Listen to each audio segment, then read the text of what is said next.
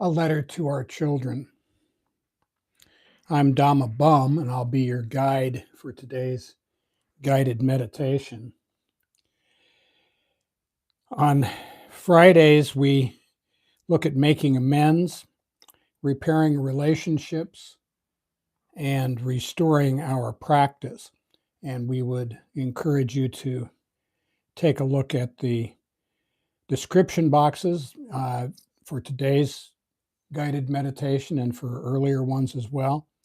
There will be a closed caption version probably out tomorrow, and that's highly recommended as well. There's a transcript that goes with that. Today is December 12th, and it's Friday, and we thank you for coming. If you enjoyed today's video, please give us a like, a comment, share with others, or consider giving us a super thanks. And with that, on my mark.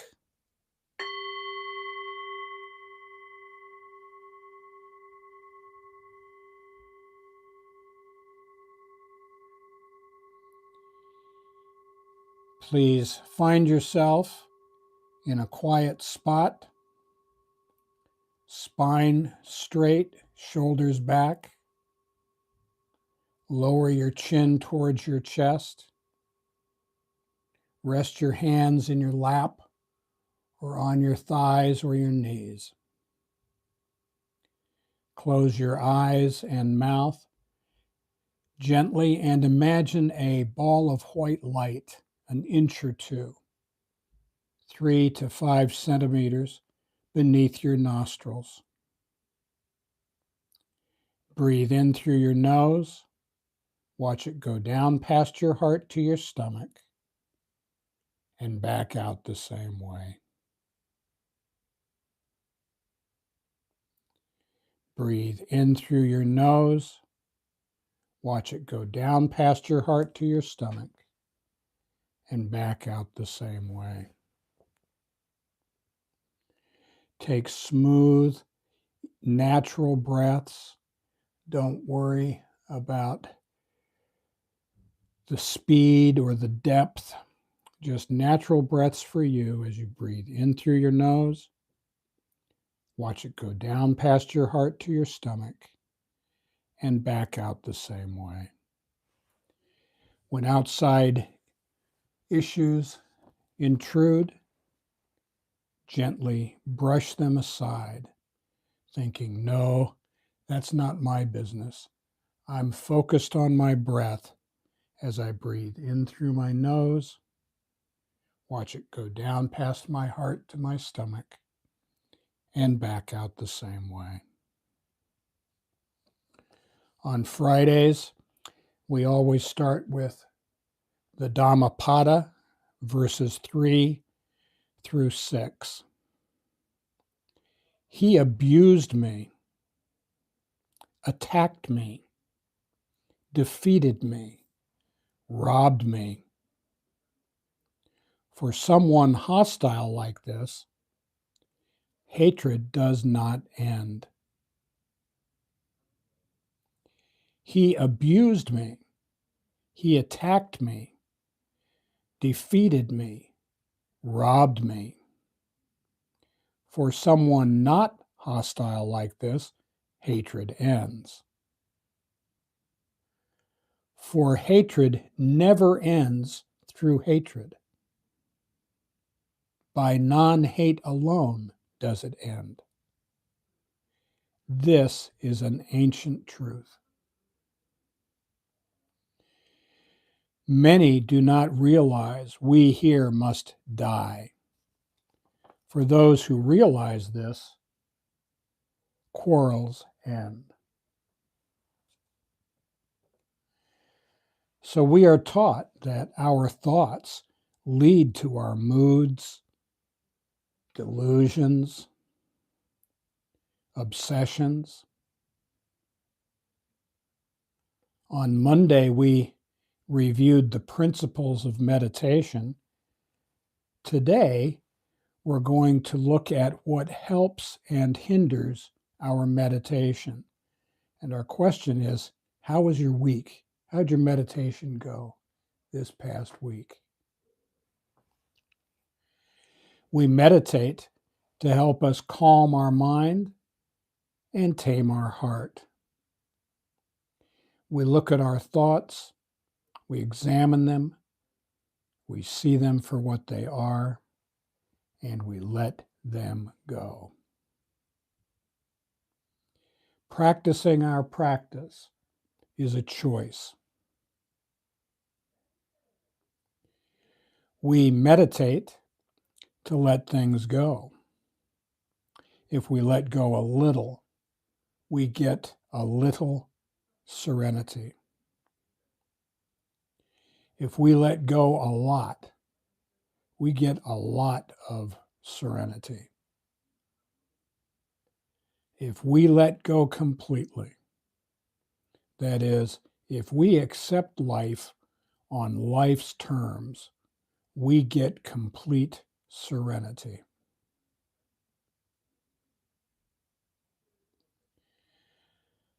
I want you to take another breath in through your nose, watch it go down past your heart to your stomach, and let it out the same way. Today we talk about the human condition and the 5 khandhas. Khandha means aggregate or heap. And our human life consists of 5 khandhas: the body, our feelings, our memories and perceptions, our thoughts, and our consciousness. And we are told that these 5 are impermanent, unsatisfactory, and not the self. We look at them, we see them for what they are, and we let them go. We don't touch. They are like a ball of molten lead. There's no place we can touch without being burned badly. I want you to join me for a moment in a thought experiment. In your mind's eye, rise above your head and look down on your skull. And on the right, you will see your mind, and it's your monkey mind. And it's very busy. You can see it change colors from blue to pink to red to black to white, changing, dancing from one mood to another mood. And on the left are our thoughts. And our thoughts are like self-licking ice cream cones. They just are very busy trying to give themselves something to do, make themselves important. They try to suck up to our mind, please it. If we feel bad, it makes us feel suicidal. If we feel good, it makes us feel giddy. But these thoughts are also impermanent, unsatisfactory, and not the self. As meditators, we have 3 duties. First is mindfulness. Mindfulness means we pay attention to what is happening during this guided meditation. In this group, we focus on the light as it goes in through our nose, down past our heart to our stomach, and back out the same way. We listen to the Dhamma talk, not to be attached to it, but to let the words float over us. Our second duty is collectedness, or you could say concentration. When outside thoughts, when, not if, outside thoughts will come into our consciousness, we gently brush them aside, thinking to ourselves, no, I'm not focused on that. I'm focused on my breath. And we let it go. And our last duty as a meditator is contentment. We have a responsibility to be at peace, to be at one now. If you can breathe in through your nose and back out and feel just a few seconds of peacefulness, you will feel it, and you can see how that works as you breathe in through your nose, back out through the same way. And if you can do this for a few seconds, you can do it for a few minutes. And so throughout our day, we just stitch together these mindful moments and shazam, like magic. We look up and we see the clock, and we find that we have not had an angry, resentful, fearful thought for a couple of hours. And we go, wow, how did that happen? How indeed. And that's the purpose of our meditation. We want to let those outside things go, and we want to just focus on the peace.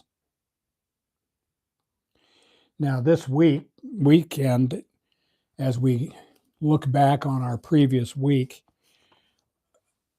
we want to look at the events with cool eyes. And we've got 4 questions when we consider our practice this past week. First, when I'm thinking about incidents that did not go the way I wanted, am I minimizing my part and exaggerating their part? Am I blame shifting? Second, did I set myself up as a victim?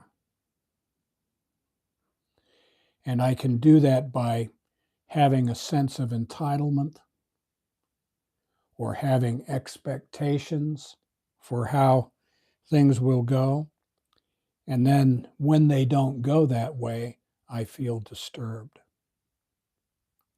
Third, was I expecting people to be something they are not? I mean, what did I think was going to happen? And finally, was I expecting perfection?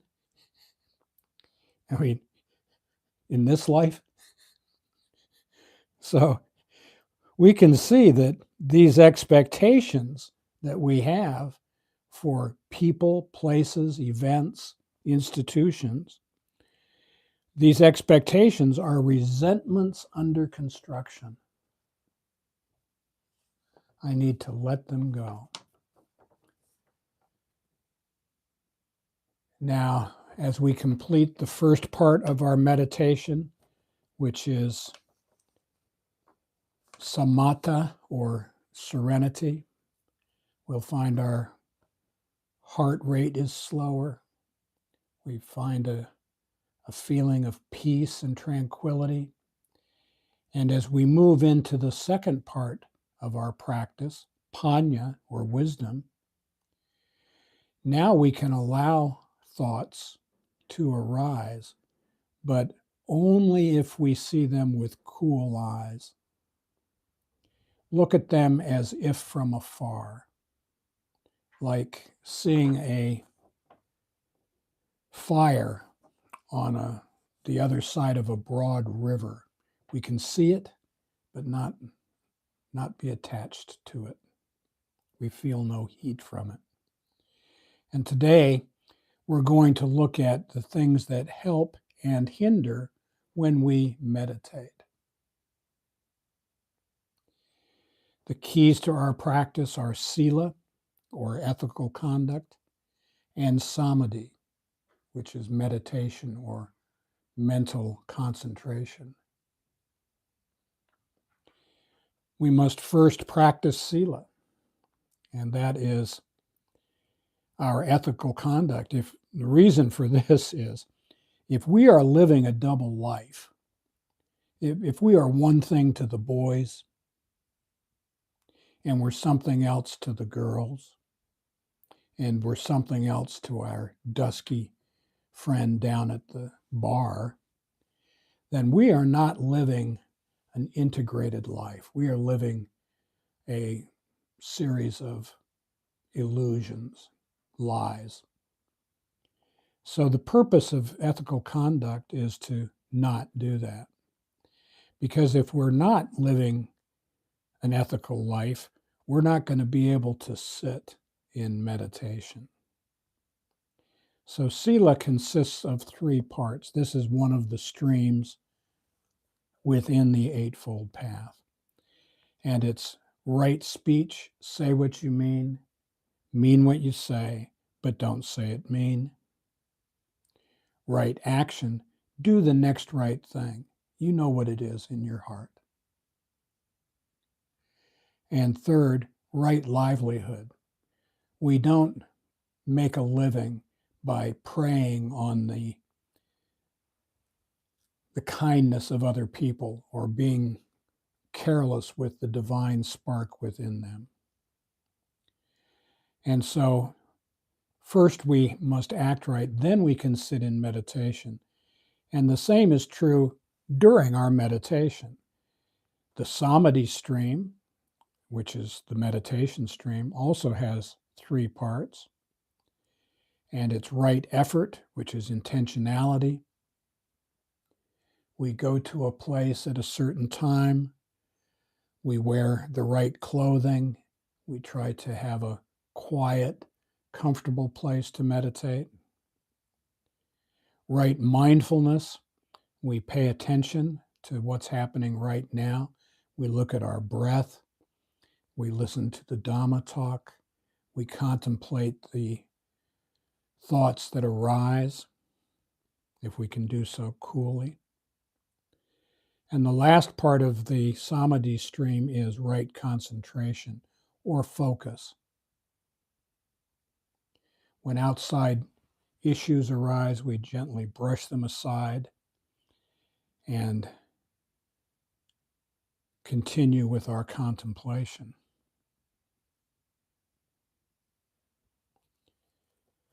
Now, if we are acting right, ethical conduct, and we are sitting right, samadhi, then this will lead to panya or wisdom. And in our meditation, as in our daily life, there are some things that help us to meditate.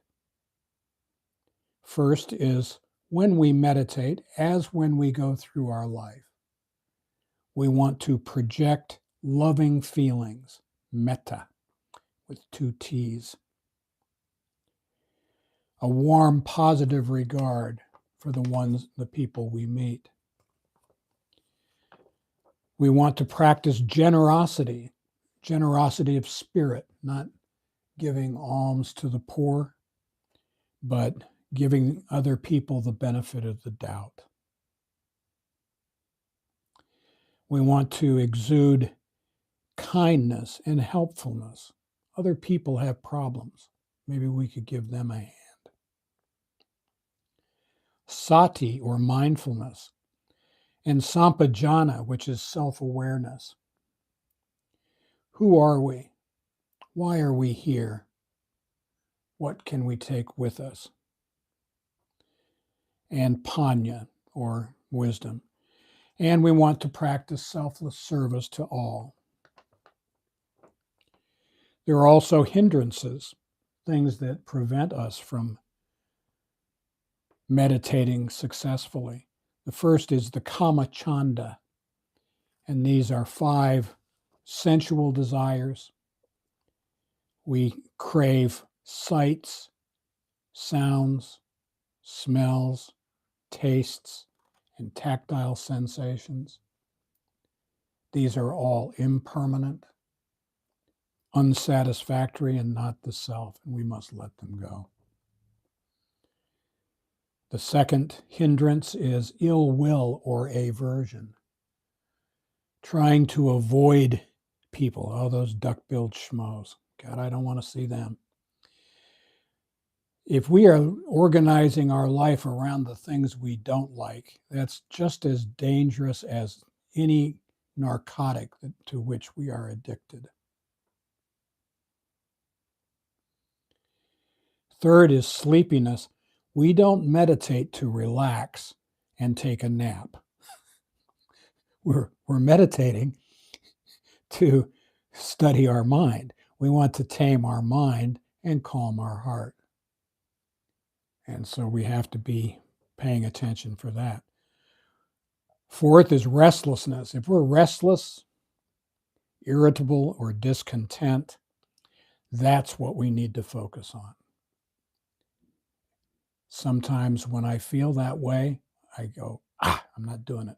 And I get up and I walk away. That's a mistake. We need to focus on the disturbance, see it for what it is, and let it go. And the last thing is worry. And that's just doubt versus faith. We believe in faith. Now, the best guard that we've found against a toxic attitude is to be mindful of the divine spark in others. We have to act without ego involvement and without getting entangled in whether or not we get our own way. We sit in the front of the boat and we row, and we row, and we row. In the back of the boat is Uncle Gus, great universal spirit, and Uncle Gus will guide us to the safe harbor where we belong. So this week, as we go through this weekend, as we look back on our previous week, if you find yourself being restless, irritable, or discontent, take a breath, step into the next room, close the door, put your earphones in, imagine a ball of light an inch or 2 below your nostrils. Breathe in through your nose. Watch it go down past your heart to your stomach and back out the same way. Namaste.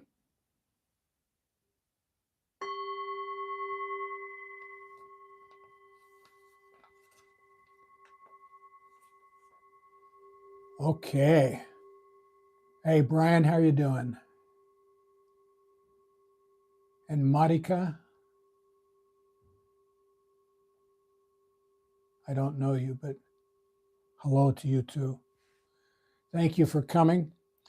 Our next guided meditation will be Monday, December 15th, and it'll start at 8:45 in the morning. Hey, Glenn, thank you. Thank you too, man. If you enjoyed this, please give us a like, a subscribe, hit that super thanks. And we look forward to seeing you again soon. And I will pass this on shortly. The closed caption version won't be done probably until tomorrow. But thank you for coming and have a wonderful weekend. Namaste.